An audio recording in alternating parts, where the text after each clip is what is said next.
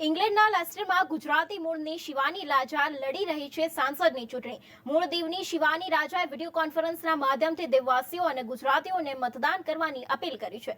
દેવ ગુજરાતની મૂળ એવી શિવાની રાજાએ હાલ ઇંગ્લેન્ડના લેસ્ટર ખાતેથી સાંસદના ઉમેદવાર બન્યા છે, જેનો ત્યાંથી જોરશોરથી પ્રચાર ચાલી રહ્યો છે અને શિવાની રાજાએ લેસ્ટરમાં લોકોને મતદાન કરવાની પણ અપીલ કરી છે। ત્યારે તેઓ હાલ સાંસદ બની ચૂક્યા છે। શિવાની રાજા દ્વારા હવે ગુજરાત અને દીવમાં પણ પ્રચાર શરૂ કરવામાં આવ્યો છે। ત્યારે દીવ અને ગુજરાતના હજારો લોકો લેસ્ટરમાં વસવાટ કરે છે અને ત્યાંના મતદાર છે, જેના કારણે દીવના મલાલા ખાતે બીજેપી નેતા અશ્વિન અને શિવાની રાજા દ્વારા પ્રેસ કોન્ફરન્સ યોજાઈ હતી, જેમાં શિવાની રાજા દ્વારા દેવ અને ગુજરાતવાસીઓને વિડીયો કોન્ફરન્સ મારફતે મત આપવાની અપીલ કરી હતી। એટલું જ નહીં, અનેક લોકો હાલ દેવ અને ગુજરાત આવ્યા છે, તો આ લોકોને ઓનલાઈન મત આપવાની પણ અપીલ કરી હતી। સાથે જ 60 ઓનલાઈન મત કરીને આપો તે પણ સમજાવવામાં આવ્યા છે। લેસ્ટરની અંદર આગળ વધી રહ્યા છે। ગુજરાત એનો આનંદ અનુભવે છે। જી ના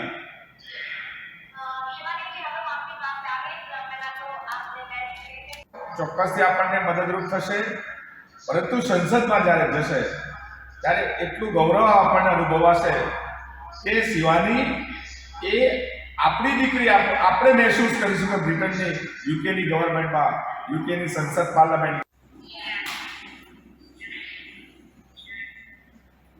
હલો, બંને ફ્રેમમાં હું દેખાઉં છું, કનુભાઈ દેખાતા નથી।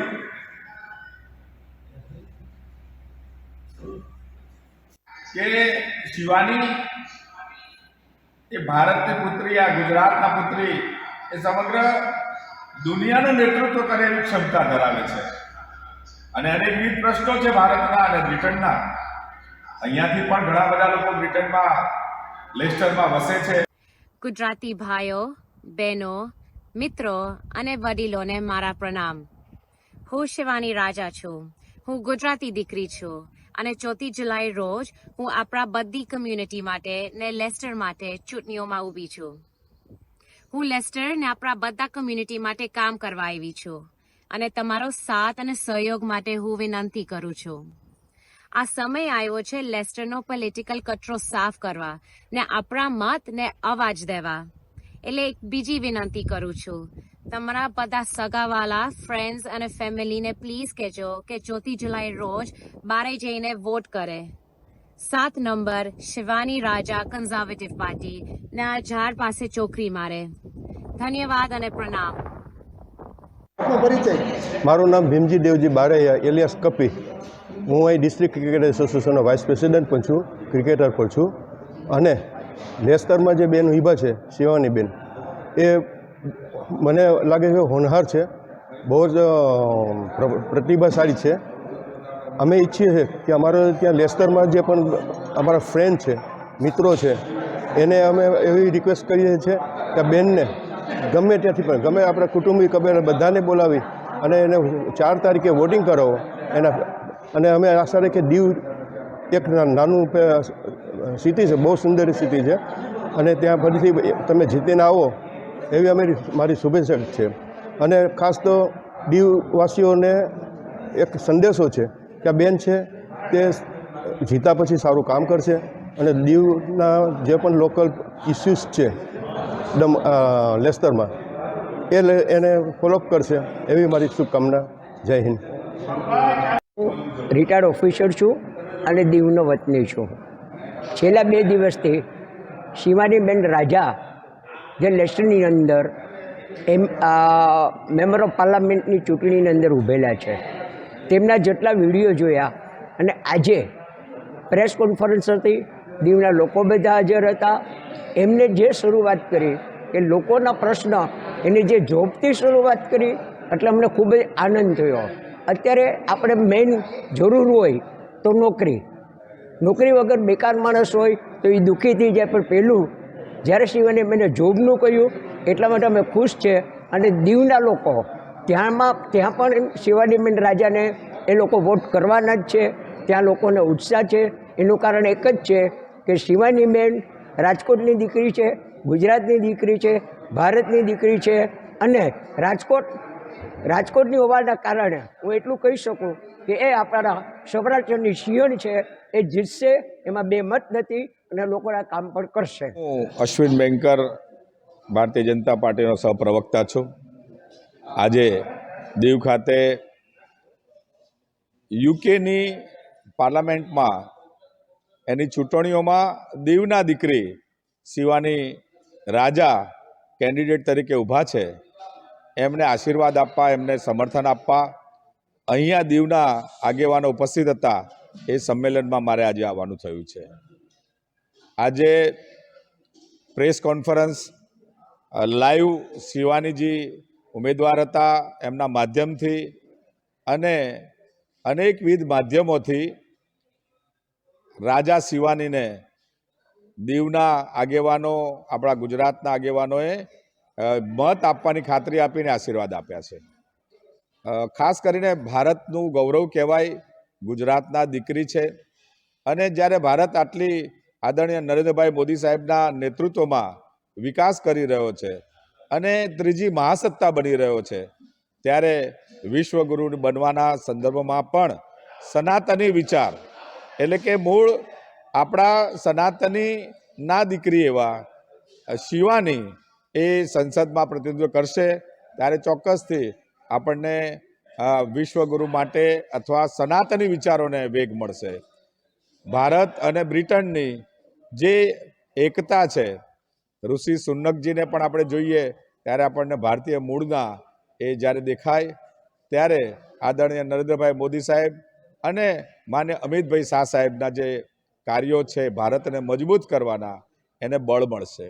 વિશેષમાં દીવ અને ઉના અને આજુબાજુના આપણા પોરબંદર સુધીના અને ગુજરાત આખામાં, ઇવન ભારતમાં, લંડનમાં અભ્યાસ કરવા જતા જે વિદ્યાર્થીઓ મિત્રો છે, એને નાની મોટી તકલીફ પડતી હોય ત્યારે આપણને કોન્ફરન્સમાં સાંભળ્યું, શિવાનીએ કહ્યું છે કે હું એના ગાર્ડિયન બનીશ.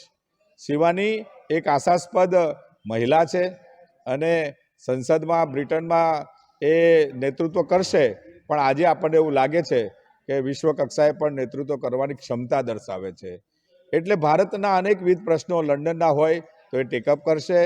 અનેકવિધ વિદ્યાર્થીઓને એમણે ખાસ કરીને લેસ્ટરમાં જોબના પ્રશ્નો છે અને જોબના જે પ્રશ્નો છે એના વાતને ટેકઅપ કરી અને ગુજરાતના અનેક લોકો લેસ્ટરમાં વસે છે, અહીંથી જોબ માટે પણ, રોજગારી માટે પણ જવા માગે છે, તો એમને સહયોગ કરવાની એમણે ખાતરી આપી છે.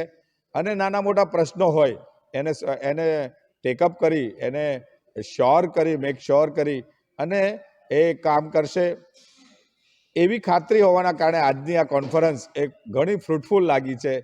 આપણે ભારતવાસીઓ આપણી દીકરીને આશીર્વાદ આપી રહ્યા છીએ અને આશીર્વાદ આપવા માટે આજે આયોજન થયું એ સંદર્ભે હું મારી જાતને ધન્યતા અનુભવું છું. અને આવતા દિવસોમાં સ્વાભાવિક રીતે આ શિવાનીજી આપણા સૌના માર્ગદર્શન નેતૃત્વ કરશે અને ભારતનું નામ રોશન કરશે.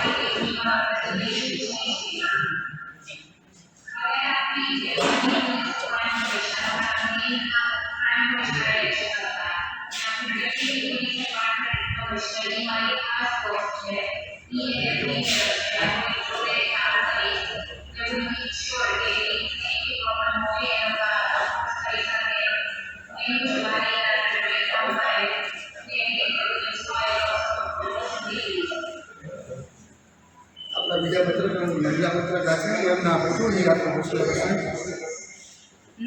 है।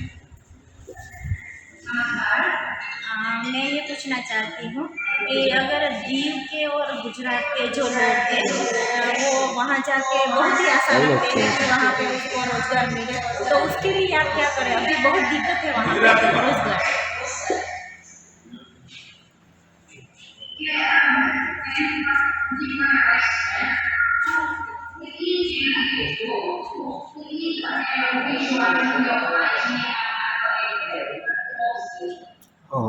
કેમ આવે છે?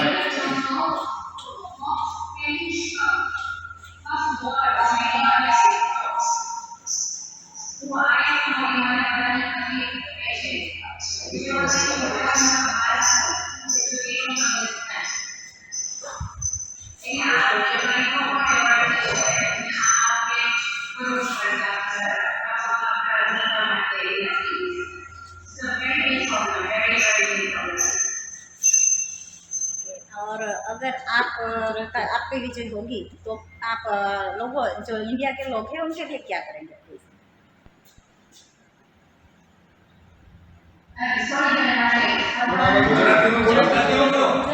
ગુજરાતી વધારે ગુજરાત અને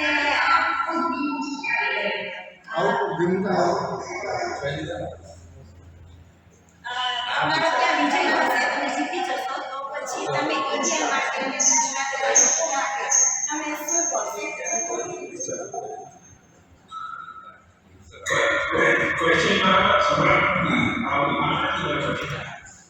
શું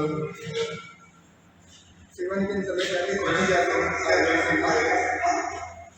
તો ઇન્ડિયાના લોકો માટે ઇન્ડિયાના વિદ્યાર્થીઓ માટે શું કરવું?